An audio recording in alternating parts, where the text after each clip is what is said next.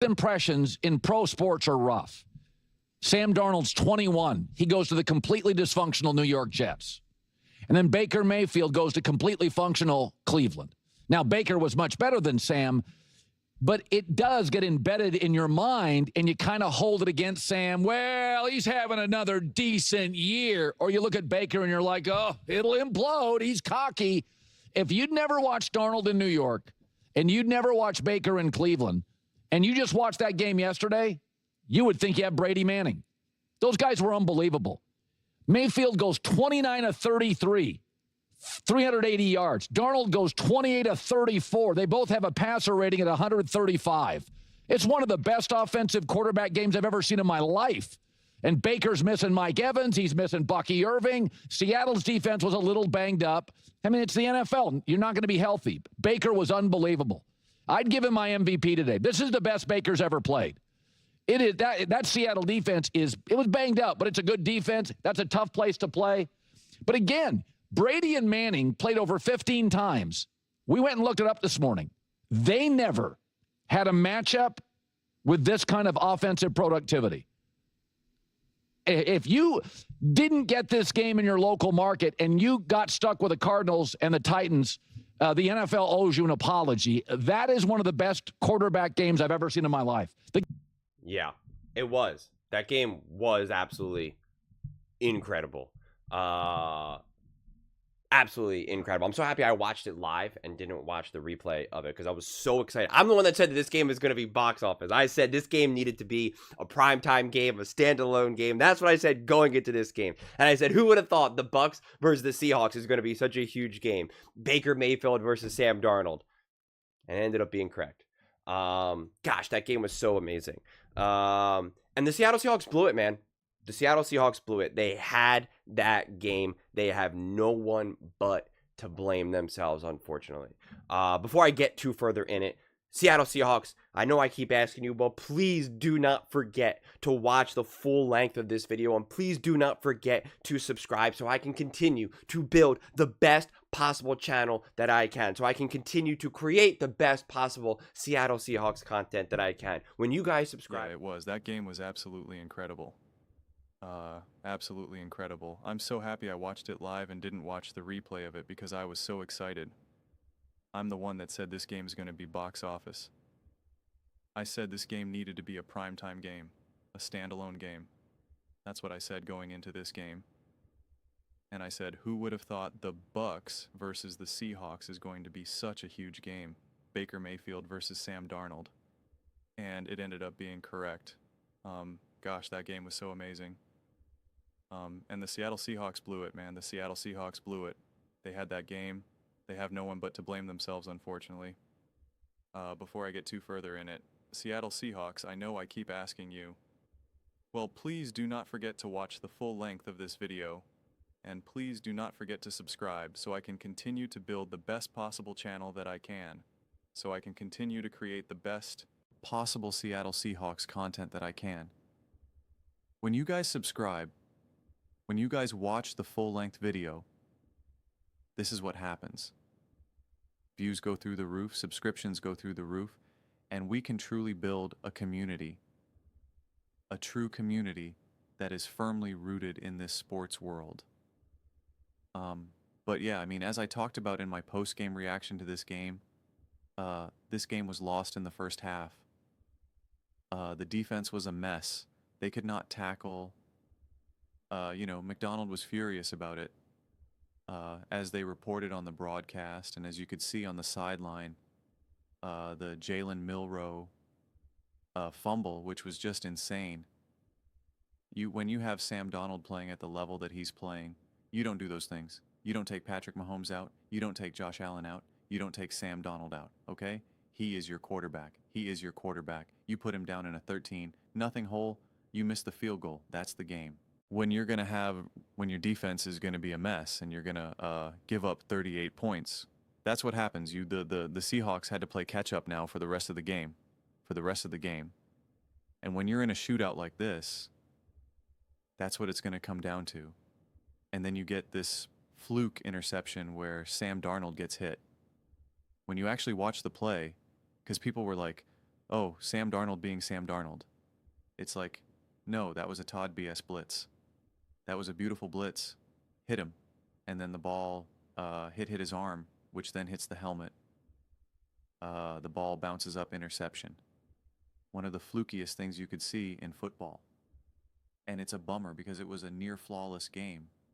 And the plays that Sam Darnold were making, the throws that Sam Darnold were making, I mean, it's just like you can't even, there's too many to even, the insane throw to Young, the deep ball, throw to Njigba, which one do you want?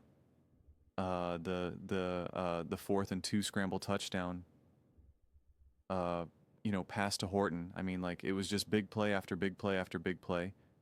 You got to support your quarterback. You got to get a stop. You got to do something. So anyone that wants to blame Sam Darnold for this just doesn't know football at all. One of my favorite touchdowns was actually the Barner touchdown, where he got the ball at like the 3rd yard at the 3-yard line, the 3rd yard line, the 3-yard line, and just muscled his way in. He was just like, you are not going to stop me there. That's a sign of a coach, of a team that's well coached. That's a team that's just ready to keep fighting, to keep competing, a team that's ready to be violent and aggressive on the field. But where was that violent and aggression on defense?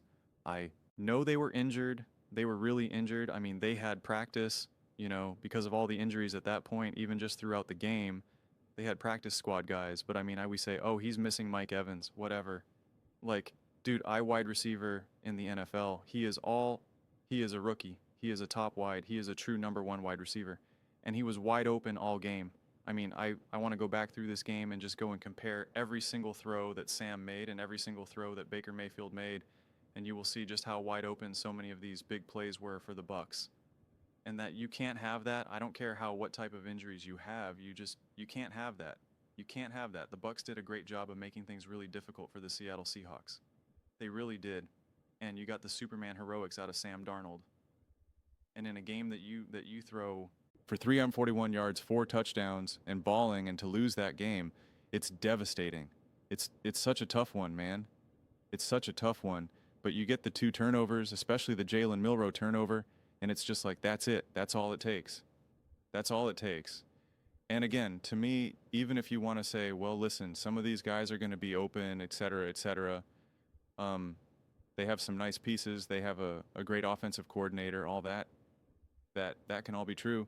But the inability to tackle, the missed tackles, I'm watching that game, I'm seeing all the missed tackles, and I'm like, what the heck is going on right now? This is not the Seattle Seahawks team that I know.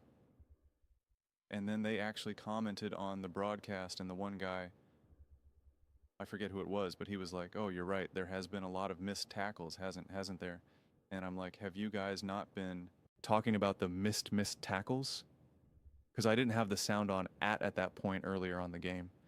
And I'm like, have you guys not been commentating about the missed tackles? Like, what are you doing then? Like, what's his face was literally just like, oh yeah, there's been a lot of missed tackles, hasn't there? It's like, yeah, that's the story of this first half right now. What are you talking about?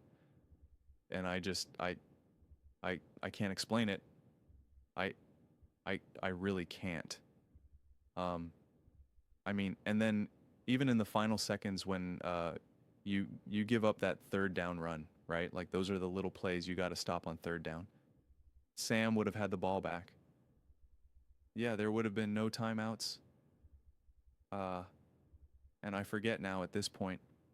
I should have wrote it down. I think there would have been like 37 seconds left, or, there would have been enough time for something.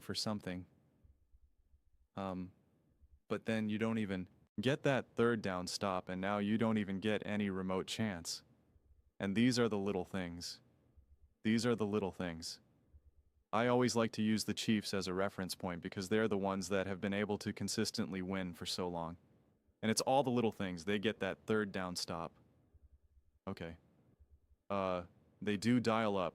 They're the team that dials up that perfect blitz against Baker, rather than Todd BS dialing up that perfect blitz on Sam Darnold. They're the ones that don't have all these missed tackles. They're the ones that don't have a bizarre fumble because they took the ball out of Patrick Mahomes' hands and said, here, Xavier Worthy, you pitch it to someone. They don't do those things. And if you want to be able to consistently win, if you want to be able to consistently win big in the biggest moments in a crazy shootout game, 38-35, you got to do every little thing correctly. And this is why I always harp on games that when these teams win, when the Seahawks win a game and they beat the Saints or whatever it is, and they have little things like this, I'm like, it was a great win, awesome win. Congrats, you beat the Cardinals, blah, blah, blah. But look at this. Look at this. Look at this. Because it matters. And we see it now in these types of games when the margin of error is essentially non-existent. These things matter. And this was absolutely a game that the Seahawks could have won. Should have won.